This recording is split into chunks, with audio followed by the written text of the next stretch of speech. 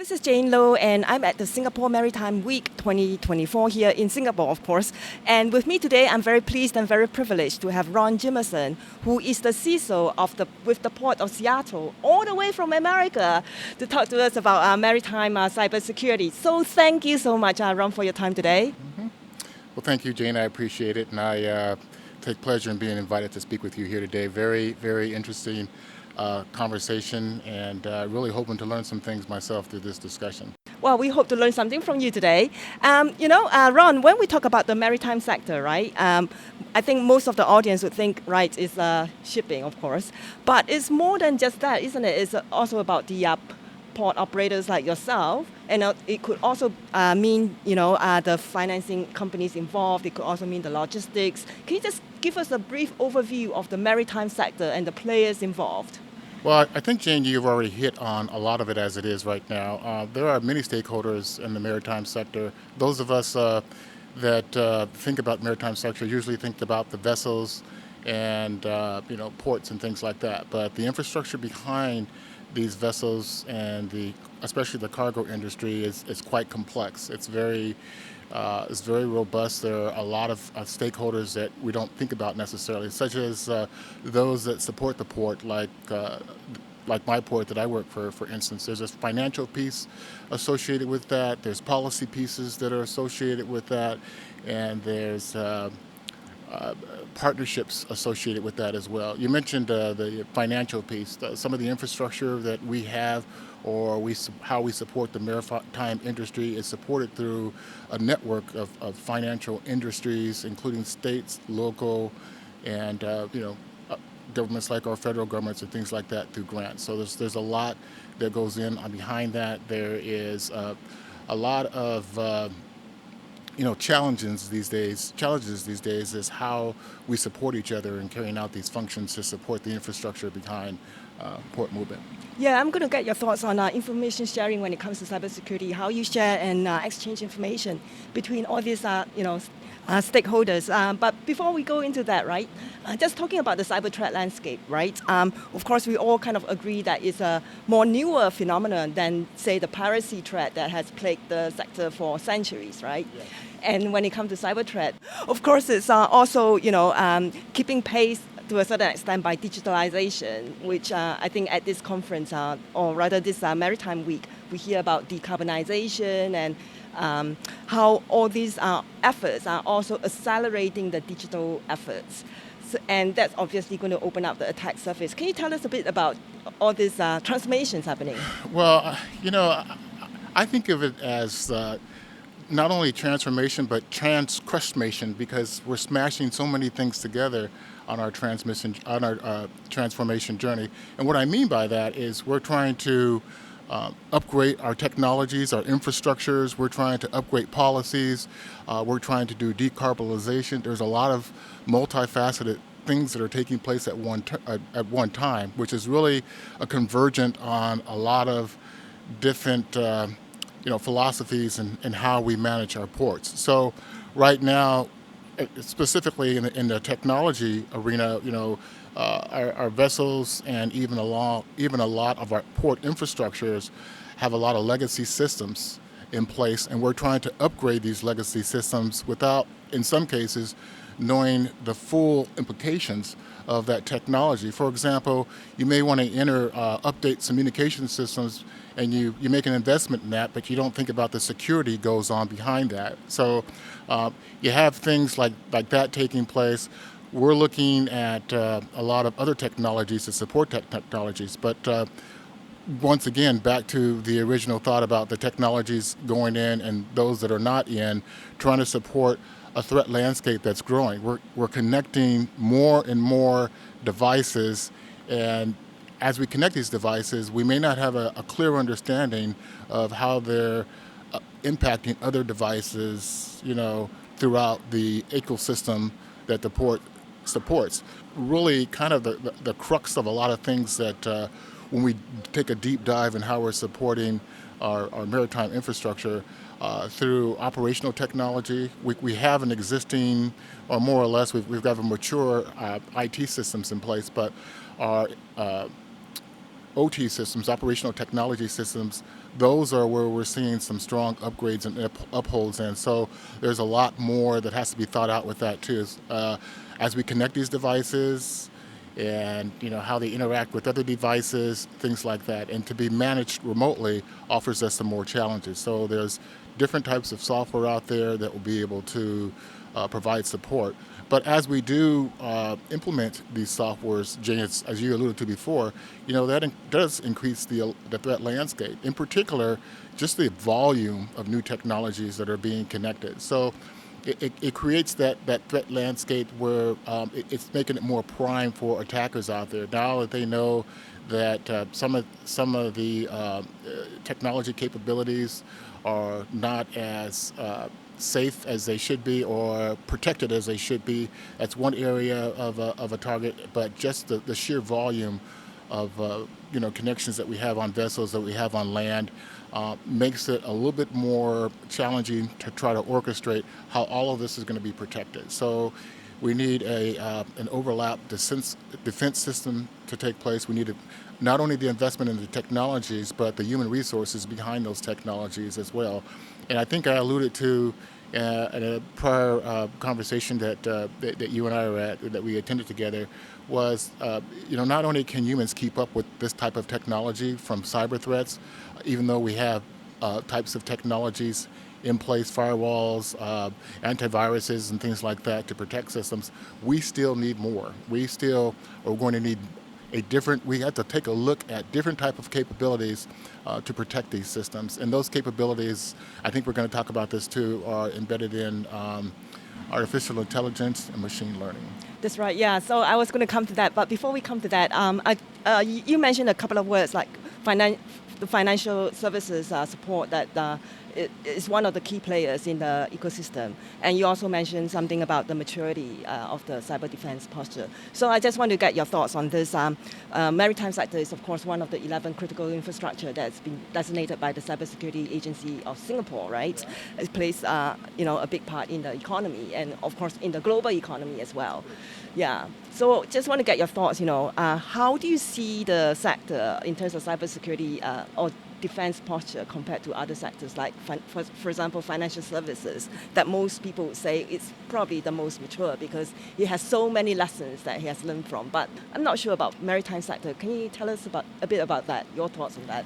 I'll try to use my words carefully here, Jane. I don't think the maritime sector is as mature as other type of sectors, especially in transportation industry and in the financial industry. The big difference, if you're trying to compare maritime industry with the financial sector has embedded a lot of audit mechanisms, control measures. It really is comprised of tracking who's doing what and what type of processes are being executed or what type of policies are being executed and things like that. I don't know that we have that type of in-depth system in place to really understand and know who has access to what and how they're using the information and how we're storing data and things like that. And I'll give you a pretty good example is you do see cyber threats in both industries, but it's very, very attractive right now on the maritime side of the house because of ransomware. So if you were going to choose which industry that you wanted to attack, that you'd have more probability of being successful, it would probably be the maritime industry. So I don't know if you're aware of this or not, but the maritime industry, when in ransomware it's one of its biggest threats right now to that industry because they know that it's not as mature as other industries. And hackers have been, or threat actors have been very successful with ransomware, especially in the maritime industry. The number of, not only just the successful attacks, but actually extortion, actually financial gains, receiving money and things like that, very, very, very, very effective.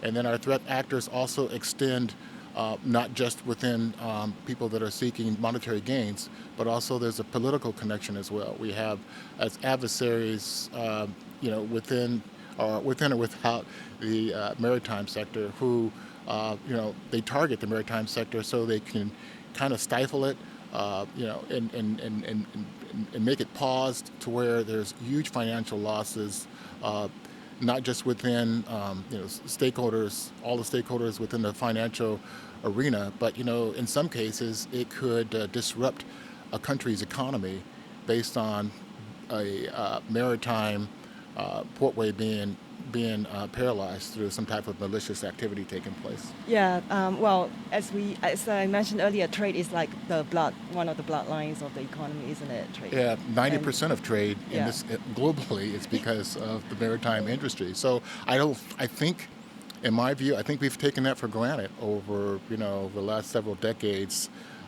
last few centuries. As a matter of fact, that how precious that that commodity is to have in that particular trade, and not only as bigger organizations in the shipping industry, the maritime industry, maybe they can afford to protect their assets a little bit better than some of the smallers.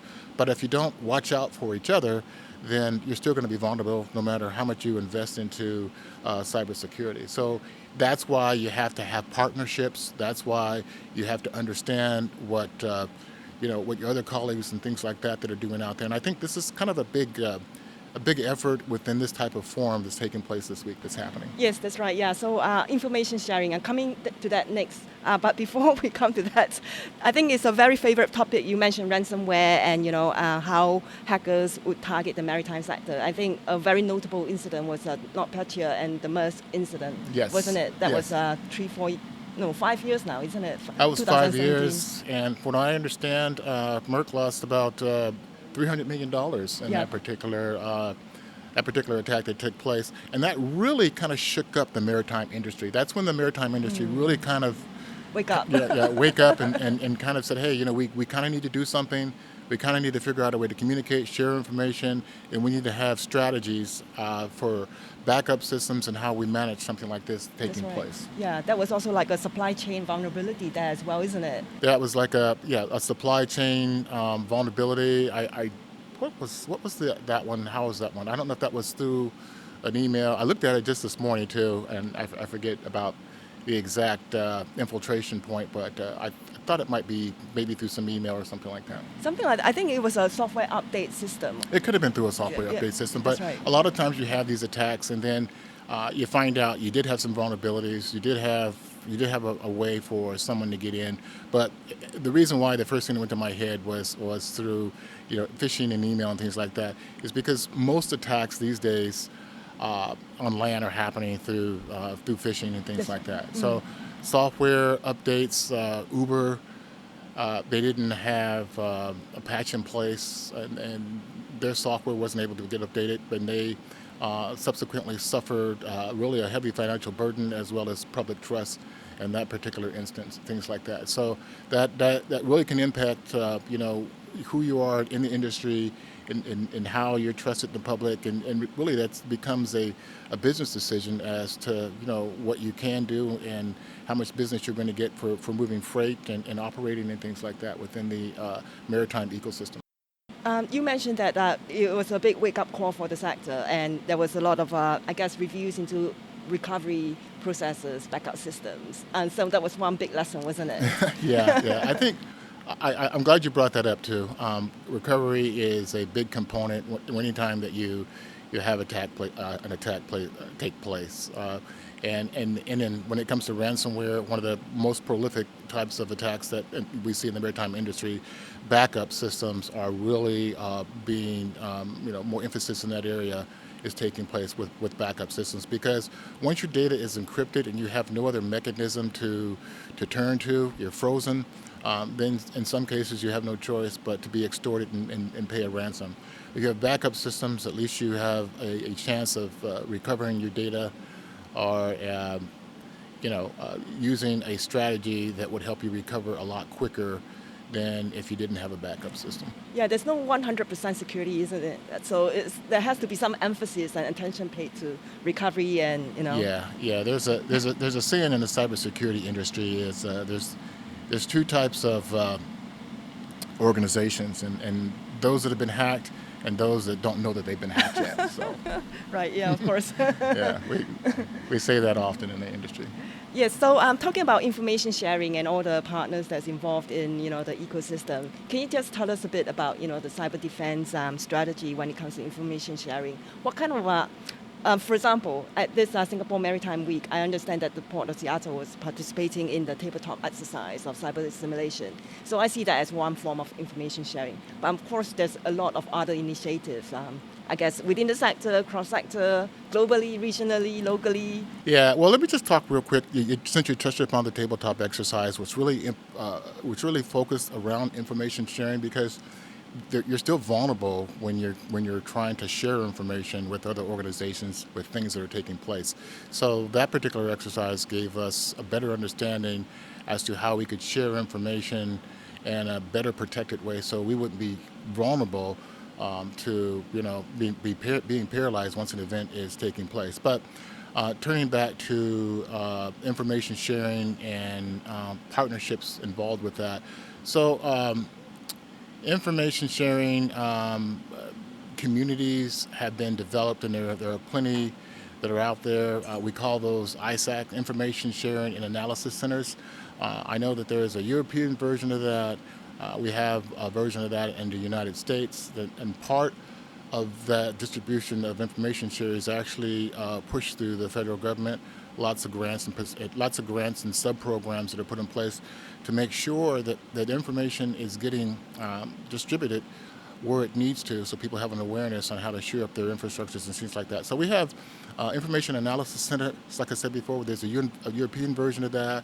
There are some of these ISACs you can actually pay to belong to. We pay to an organization to get more in-depth information, and they're just not sharing the status of a particular type of threat actor and things like that.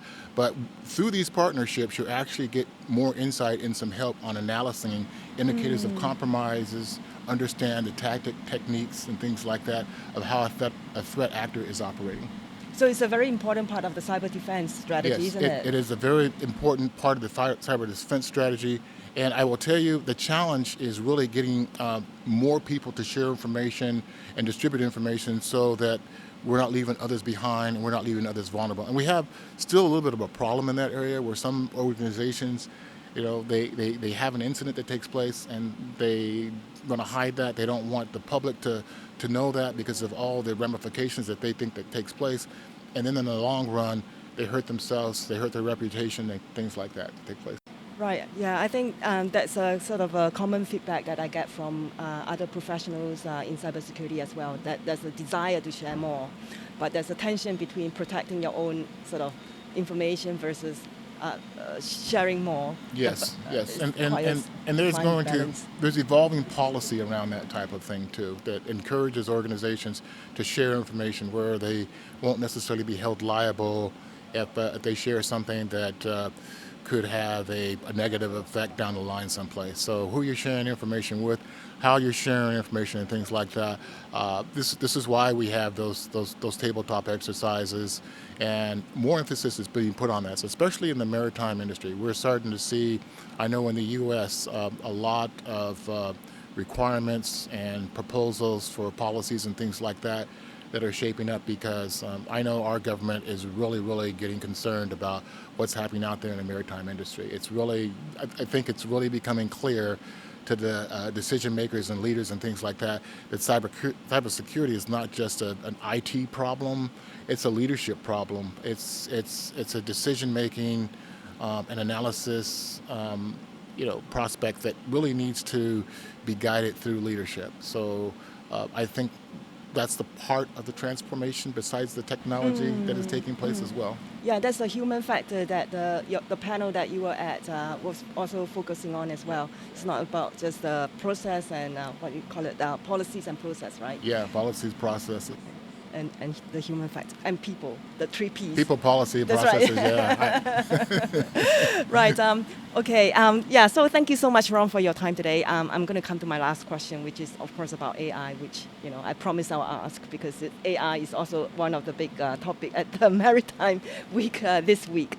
But I guess artificial intelligence is not new to the maritime sector because you have crane operators that have been, autonomous, and now we are seeing more and more sort of ship-to-shore sort of drone delivery services. So that's kind of like a AI robotics, right?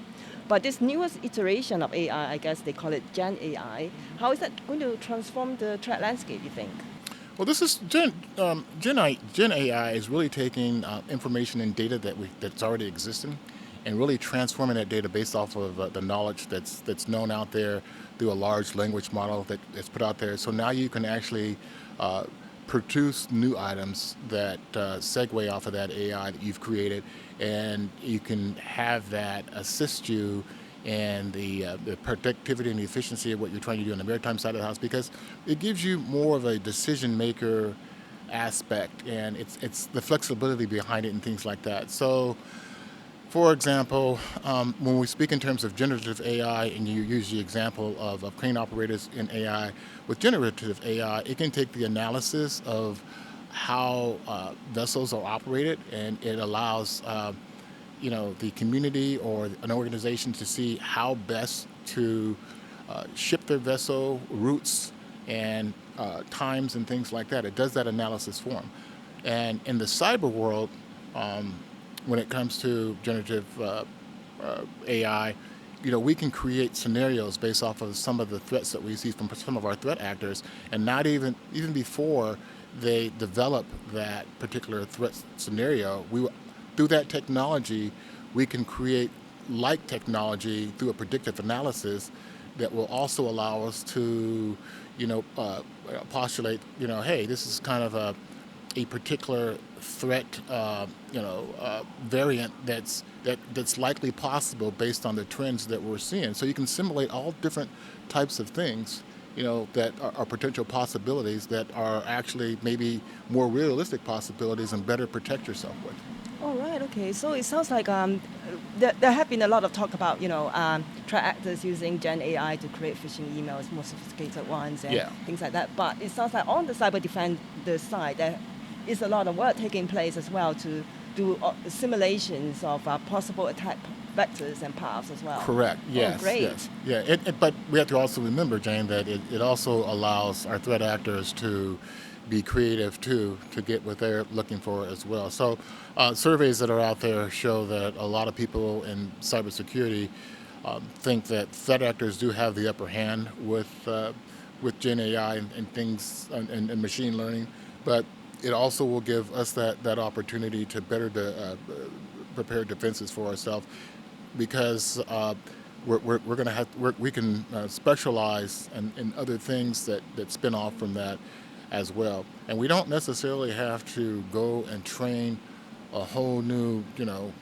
group of people, or groups and groups and groups of humans to help us kind of move that technology ahead. A lot of that can be done with just exclusive usage of the technology and through less individuals these days. Right. Ron, you are CISO of a very, very busy port. What keeps you awake at night? I love it when I get this question. Last question, I promise. No, you can ask as many questions as you want to. I go to a lot of speaking things, conferences, and things like that, and this question is brought up all the time. And the interesting thing, Jane, it's the Your answer. answer is- The answer is not always the same. It is changing right now. I could say, getting attacked by a hacker, or not being prepared, not having a good incident response plan. The thing that keeps me up at night is really goes back to the human element in our organizations. There's somebody, you can have somebody who's very cybersecurity aware, has been trained, things like that. But we're all human, and humans are subject to mistakes. So that's what keeps me up at night. Not what button is somebody going to push, what email is somebody going to open up, what is somebody not going to report that they've seen, and they have figured, oh, well, IT or cybersecurity folks are watching that, they got that. So it really goes back to the human that keeps me up at night. So you keep me up at night. Right, okay. The humans is the weakest and could also be the strongest link in. Correct. Right, yeah. Yeah, we have to think about that, though, because with all the technology and the transformations taking place, it's easy for people to get comfortable to think that is fully solving their problems, when it isn't actually solving the full problem. There's no silver bullet in cybersecurity. I don't think there ever will be either. Yeah, yeah. With the assignment over AI, many people are starting to think that AI is the magic bullet, but of course it's not either. Um, What I would tell you when it comes to AI, and AI has a lot of promising things to come along, but you have to be aware of the biases in AI, understand that, really test it out, understand, you don't want to necessarily put things out there proprietary from your organization.